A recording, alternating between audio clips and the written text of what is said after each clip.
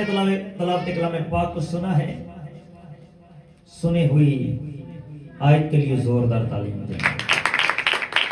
Hallelujah. मैं सबसे पहले खुदावंद यीशु मसीह नासरी का बेहद शुक्रगुजार हूं, और सानियन पास्टर जवेद साहब का,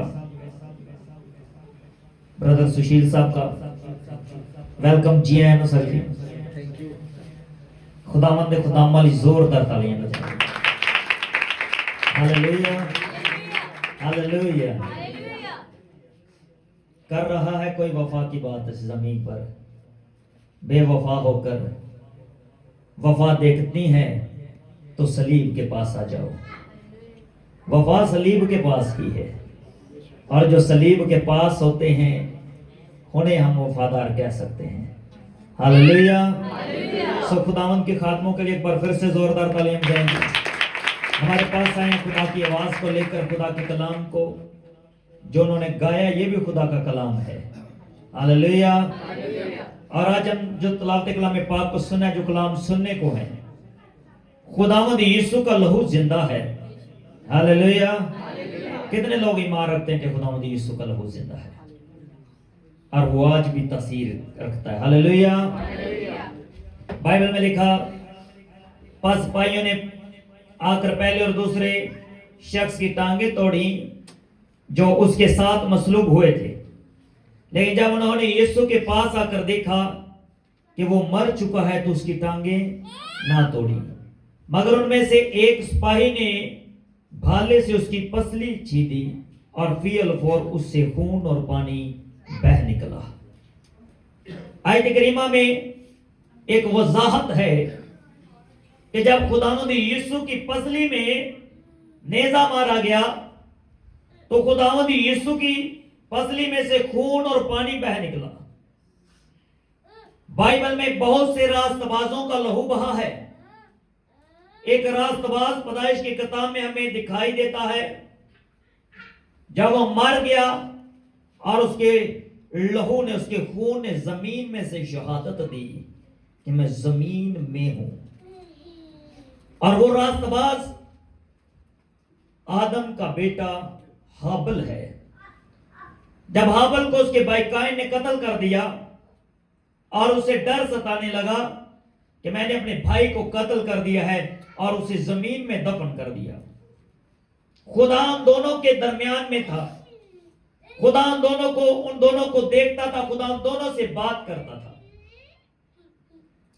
क्या आप जानते हैं कि खुदा दोनों से बात करता था? आदम के बाद भी खुदा ने किसी के साथ बात की है, और वो काइन और हाबिल हैं। इनके साथ खुदा सामने से बात करता हुआ दिखाई देता है बाइबल में, और दोनों खुदावंद के लिए शुक्रगुजारी लेकर आए। बाइबल में लिखा हुआ है कि खुदावंद ने हाबिल के हदिये को कबूल किया और काइन का हदिया कबूल ना हुआ, क्योंकि वो जो हदिया लेकर आया था खुदावंद को उसका हदिया पसंद ना आया, क्योंकि उसकी जिंदगी खुदावंद के आइन के मुताबिक नहीं थी। आज आप अपनी लाइफ में गौर करना, जो आप बीज बोते हैं, जो सीड सो करते, जो खुदावंद में चलते हो, क्या आपकी जिंदगी खुदावंद के आइन के मुताबिक है? हाबिल मर गया और काइन ने उसे छुपा दिया। उसे जमीन में खड्डा खोदा, जमीन में छुपा दिया, जमीन में दबा दिया गया। और जब खुदावंद ने काइन से पूछा कि तेरा भाई हाबिल कहां पर है, कहने लगा क्या मैं अपने भाई का मुहाफिज हूं? क्या मैं अपने भाई का मुहाफिज हूं कि उसे अपने साथ लिए फिर उसने बहुत सी बातें की होगी? लेकिन खुदावंद ने उसे कहा, देख तेरे भाई का लहू जो है, खून जो है, वो जमीन में से मुझे पुकारता है। किसका लहू? एक रास्तबाज का लहू जमीन में से शहादत दे रहा है। आदमी मर चुका है, जुबान बोल नहीं सकती, आंखें बंद हो चुकी हैं, लेकिन कोई जमीन में से पुकार रहा है। और वो पुकारने वाला आदमी नहीं है, आदमी के बदन में काम कर रहा लहू है, जो खुदावंद यीशु में, खुदावंद में शहादत दे रहा है, आवाज दे रहा है, खुदावंद में पुकार रहा है, खुदावंद को याद कर रहा है। हालेलुया। ताकि हेलो उसको इधर साइड पे, इधर से रास्ते से रखो। और बाइबल में लिखा हुआ है खुदा ने जब काइन से बात की, उसे बताया, देख तेरे भाई का लहू है जो जमीन में से मुझे पुकारता है। पैदाइश के पहले 2-3 पेज के ऊपर यह वाक्य दर्ज है। और खुदावन ने काइन को सजा सुनाई। एक रास्तबाज वो जो मर गया, जिसका लहू खुदावन को पुकारता है। और बहुत से रास्तबाज जिनकी शहादत हुई बाइबल मुकद्दस में, जो मार गए, जो मारे गए, कत्ल किए गए। लेकिन खुदावंद यीशु मसीह नासरी वो हस्ती है, वो खुदा है जो जमीन पर उतरा। खुदावंद यीशु का अगर हम मुआवजा किसी रास्तबाज से करें तो खुदावंद यीशु की रास्तबाजी बहुत बड़ी रास्तबाजी है। हाबल जब मर गया, उसका लहू शहादत देता है। लेकिन खुदावंद यीशु कोहे कलवरी पर है, सर पे कांटों का ताज है, हाथों में कील है और जुबान खामोश है। खुदावंद यीशु सर झुकाए मेरे और आपके लिए वहां पर मौत को करीब से देख रहे थे, वहां पर दर्द को बर्दाश्त कर रहे थे। हाथों में दर्द हो रहा होगा, सांसें दब रही होंगी, सर में से लहू बह रहा होगा, सर पे कांटों का ताज है और पसली में नेजा मारा गया, उसे अजियत दी गई, उसे कोड़े मारे गए और लहू बहता होगा, जिस्म में से अजियत होती होगी। लेकिन मेरे और आपके आका का लहू जो है वे खामोश है। खुदावंद यीशु का लहू कोई शहादत नहीं दे रहा, बहाया जा रहा है, बहाया जा रहा है। खुदा खामोश है। आसमान पर, जमीन खुदावंद यीशु के लहू को देख रही है। हवाएं फिजाएं थमी हुई है और खुदावंद यीशु मेरे और आपके आका कोहे कलवरी पर है। एक तरफ रास्तबाज का लहू है जो जमीन में से खुदावंद को पुकार रहा है, एक तरफ आका का लहू है जो खामोश है। लेकिन खामोश लहू में तासीर ऐसी है, खामोश लहू में पावर ऐसी है कि जब वो बहता है तो गुनाहों को धो देता है। आका के लहू में वो पावर है, उसके लहू में वो ताकत है, जब वो बहता है तो गुनाहों को धोता है। एक तरफ रास्तबाज का लहू जो है जमीन में से पुकार रहा है, खुदावंद खुदावंद खुदावंद, और एक तरफ खुदावंद यहोवा खुदा का बेटा सलीब पर है जिसका लहू बह रहा है और खुदावंद यीशु सलीब पर खामोश है।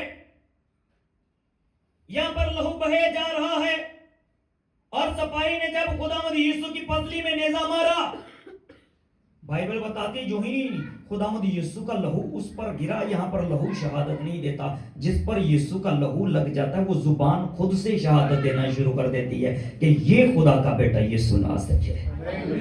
हालेलुया। जो इकरार नहीं करता वो मसीह का नहीं है।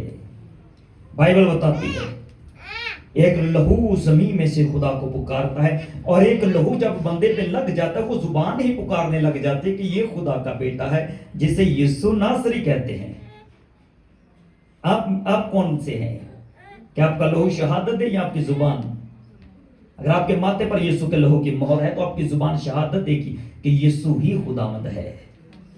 Hallelujah, hallelujah. कितने लोगों को इस बात की समझ आई? बाइबल में बहुत से शख्स ऐसे हैं। एलिया ने जब खुदावन के हजूरी में मुर्दों को जिंदा किया, वो घुटनों के बल होकर दुआ करने लगा और खुदावन से बड़े मौजज़े को मांगने लगा और खुदावन से मिन्नत और फरियाद करके उसने मुर्दे को जिंदा किया। एलिया नबी बहुत बड़ा नबी है और उसने मुर्दे को जिंदा किया, खुदावन से रिक्वेस्ट की। लेकिन आज आपको जिस आदमी के बारे में बताना चाहता हूं, जिस शख्स के बारे में बताना चाहता हूं, उसके पास एक ऐसी पावर है, उसके पास एक ऐसा इख्तियार है कि वो खुदावंद से नहीं, वो कहता बेटा उठ, मैं तुझे कहता हूं अपनी आंखें खोल, और उस हस्ती का नाम खुदावंद यीशु मसीह नासरी है। हालेलुया। उसका लहू कितना अजीम है। हमारे पास वक्त बहुत कम है, वरना सरमन आज बहुत बड़ा था। लेकिन वक्त कम है। हालेलुया। एतवार के रोज आप आए, इसी सरमन से आगे चलेंगे। हालेलुया। शहादत दे रहा है जमीन में से एक रास्तबाज का लहू। एक रास्तबाज का लहू कोहे कलवरी पर बहाया गया। जो जमीन में है उसने सिर्फ हाबल के गुनाहों को धोया है। वो सिर्फ हाबल के लिए ठहराया गया, वह सिर्फ उसके फायदे के लिए है। लेकिन जो कोहे कलवरी पर बहाया गया वो लहू ऐसा लहू है जो मेरे और आपके गुनाहों को भी अपने साथ ले गया। कैसा है उसका लहू? कैसा है जी? वो धो देता है हर गुनहगार के गुनाहों को। कोई उसकी सलीब के पास तो आए, वो माफ करने की कुदरत रखता है, कोई उसके पास तो आए। हो सकता है ये रास्तबाज का लहू जमीन पर से खुदा को पुकारता हो कि खुदावन देख मेरे भाई ने मुझे बहा दिया है। और प्रकाशवा की किताब में लिखा हुआ है, खुदा का बंदा यूहन्ना अरब कहता है, रास्तबाजों की रूहें खुदावन के तख्त के नीचे से बुलंद आवाज में पुकार कर कहती हैं, ए खुदावन, ए खुदावन, ए खुदावन। तो जमीन पर से रहने वालों के हाथ से हमारे कत्ल का हिसाब कब लेगा? एक तरफ मेरा और आपका खुदावंद यीशु है जो रास्तबाजों का खुदा है, जिसके सर पे कांटों का ताज रखा गया, पसली में नेजा मारा गया है, मुंह पे धोखा गया, तमाचे मारे गए, कोड़े मारे गए। और वो कोहे कलवरी पर कहता है, ए बाप इनको माफ कर, ये नहीं जानते कि क्या करते हैं। है नहीं उसकी जात अजमत वाली? उसकी जात है या नहीं अजीम? खुदावंद यीशु सबसे अलग ही है। वो कहता अगर तेरा दुश्मन तुझे तमाचा मारे तो अपना गाल उसकी तरफ कर। खुदावंद यीशु रास्तबाजों से भी ऊपर रास्तबाज है, क्योंकि वो रास्तबाजों का खुदा है। रास्तबाजों की रूहें बिलक रही हैं कि जमीन पर रहने वालों से हमारा हिसाब ले, लेकिन एक रास्तबाजों का खुदा सलीब पर है जो रास्तबाजों के गुनाहों को माफ करना चाहता है, जो गुनहगारों के गुनाहों को माफ करके उन्हें रास्तबाज बनाना चाहता है। क्योंकि वो कहता है मैं इसलिए आया हूं कि तुम जिंदगी पाओ और कसरत की जिंदगी पाओ। यीशु का लहू जो कोहे कलवरी पर से बहता है वो मेरी और आपकी निजात और शिफा है। आप जब दुआ करके पानी पीते हैं, आप कभी ईमान से कहना खुदावंद ये तेरा लहू है जो कोहे कलवरी पर बहा, और अपनी ईमान की आंख से देखना वो आपको लहू दिखाई देगा। कभी अगर आपको चेक करना हो, यहाँ पर जब कोई बैड स्पिरिट वाला केस होता है तो जब हम कहते हैं ये यीशु का लहू है, यीशु के नाम में ये पानी नहीं लहू है, वो कैसे चीखता है, वो कैसे चिल्लाता है? पता है क्यों? हमारी जुबान से जब सादर होता है ये यीशु का लहू है तो उसे यीशु का लहू ही मात देता है। अब आपको अपनी जिंदगी में खुदावंद यीशु का लहू लेना है। हमें शुगर के लिए गोली खाना कभी नहीं बोलते, लेकिन शुगर के लिए अपने लबलबे पे यीशु का लहू बहुत कम मांगते हैं। हम अपनी कमजोर आंखों पर ऐनक लगाना जल्दी से याद रखते हैं, लेकिन अपनी आंखों को बंद करके यीशु का लहू लगाना भूल जाते हैं। हमारे दिल की बीमारी होती है, हम टाइम पर कार्डियोलॉजी जाते हैं, लेकिन अगर हम यीशु के लहू के पास आ जाएं तो आपका दिल नया हो सकता है, क्योंकि यीशु हृदयों को नया करने की कुदरत रखता है। Hallelujah, hallelujah. हमें डॉक्टर जवाब दे दे तो हम बंदे को हला हला कर पूछते हैं, देखते हैं मर तो नहीं गया।